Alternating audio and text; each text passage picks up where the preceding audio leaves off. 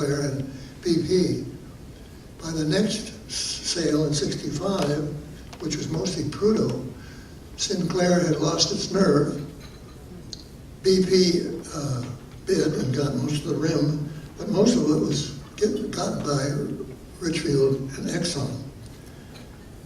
The state got about $6 million bonuses at each of those sales. I asked Robert O. Anderson, a marvelous man, chairman of ARCO, did he know when Atlantic Refining purchased Richfield in 1963, did he know what he was getting on the slope? He said, no, he didn't. So it was pretty much luck. Those are the sales, 13, 14. And we mentioned that 69 later. And the discovery. 2 days after Christmas, 1967. Gas, and they had to, of course, drill a confirmation well in July to show the size of the field, which of course was the largest in North America. And Tabarak was second. The Goulier-McNaughton said it had about 9.7 billion barrels, and its recovery would be something like 27 billion barrels in the field, and the recovery would be a little over 9 billion.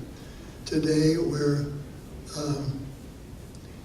over 12 in Prudhoe, and I think the total production from the North Slope is 15. That reminds me, in 1980, Dan Yergin, who most of you have heard of, the writer of those two marvelous books, asked me to speak to his class at the Kennedy School. And all I can remember is he kept saying, Wally Hickel, he's crazy. He says, you got 40 billion barrels up on the slope? I said, yeah, well, maybe he's right. Well, Wally will have the last laugh on that one.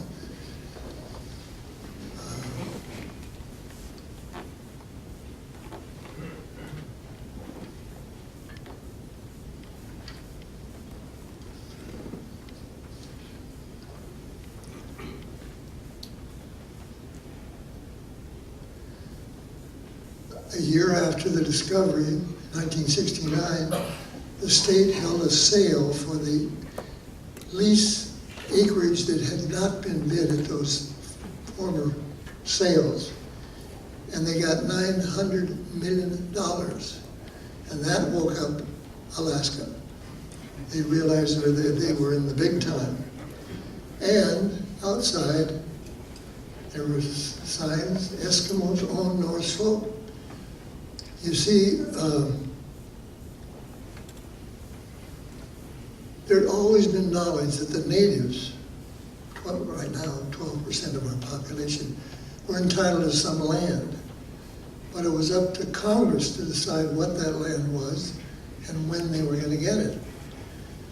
Well, the state was selecting its land, and the natives weren't doing anything. The Interior Department got slowed the process down for the state a little bit. And then as oil, well, of course, after the oil was discovered, the natives became very much aware.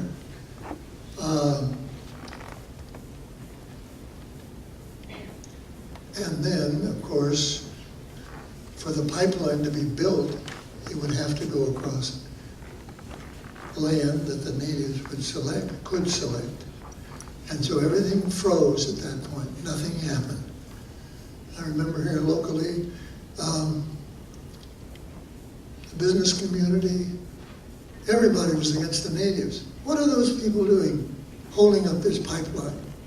Until Ed Patton came up from Seattle, who was the CEO of Alaska Pipeline, and said to the chamber, they have to get their land or we won't get our right-of-way. Then everybody got on board. We had to have a right-of-way. And therefore we had to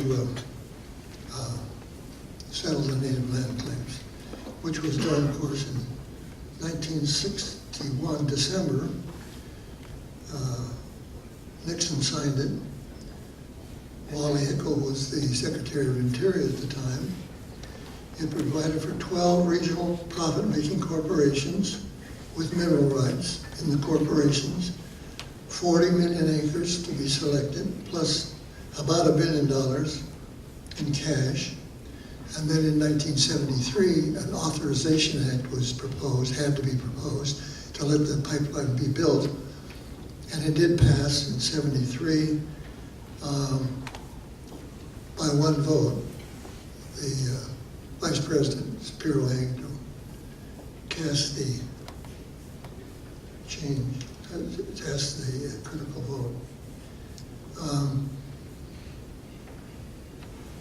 The Manhattan, Exxon sent the Manhattan here from the East Coast in '69. Exxon, of course, sponsored. Exxon wanted to get, if they could find a way to get the oil to the East Coast, that's where they wanted it.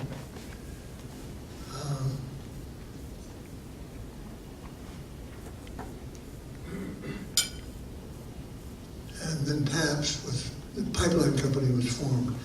But the delay set in.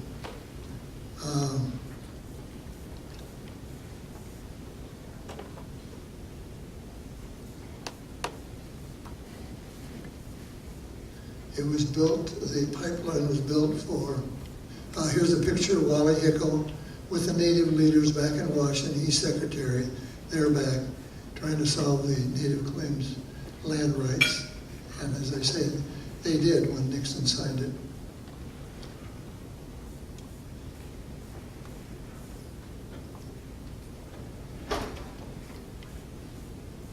So in mid-77, first oil flowed. There's the pipeline, had a 2 million barrel capacity, and now, as the TAPS man said, it's down to 500,000 and 400,000.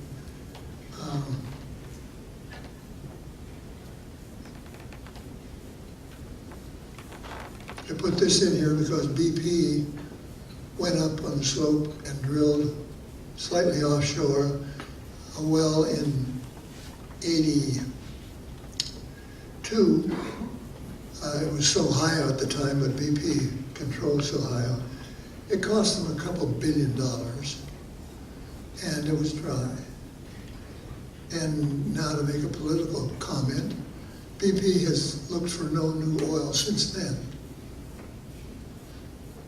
And Exxon has looked for no new oil upland since then. I mean, not since then, since way before. So we've got two of our big companies getting as much oil out as they can, but they're not looking for anything new.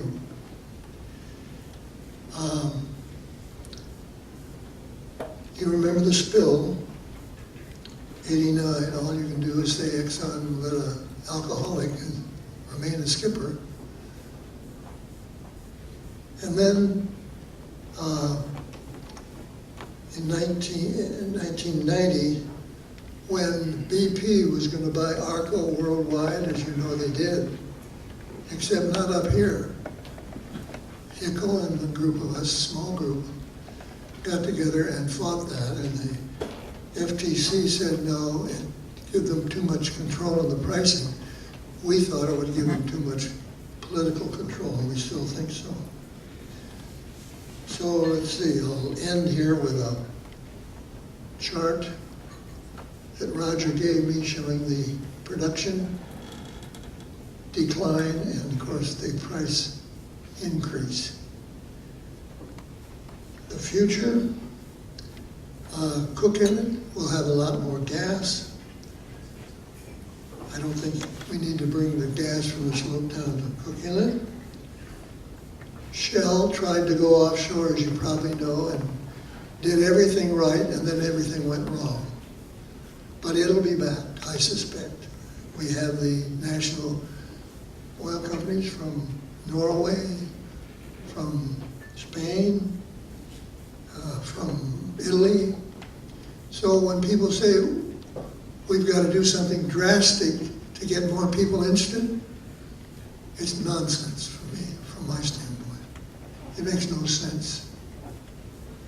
We're not going to get more oil by giving a tax break, in my opinion. What we need to do is stimulate new operators to get more oil. That's where we get our oil. So, I haven't talked about the gas line, LNG, hydrates, fracking, native oil companies. But in my 60 years up here, I've got to make a personal, this has been the most exciting place in the world to live. And it still is. I mean, the potential, not only on the slope, but in Cookillet is huge. So any of you who think we're on the downward slide, no. We've got a terrific future, great place to live. Come live. Thank you.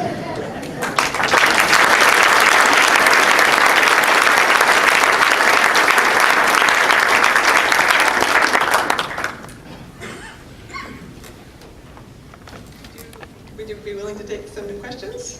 Okay, we have a little bit of time. We want to give you a little bit of time before the dual plenaries start, but I think we could have a couple questions. We have a microphone here. If anybody has any questions for Jack? Everybody's ready for a break. Thank you very much.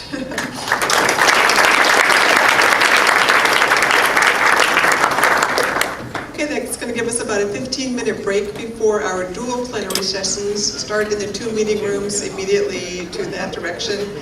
You will have to choose. We have 2, and then following the coffee break will be the concurrent sessions and then the reception and poster session starting this evening. Thank you all. Enjoy the rest of the afternoon.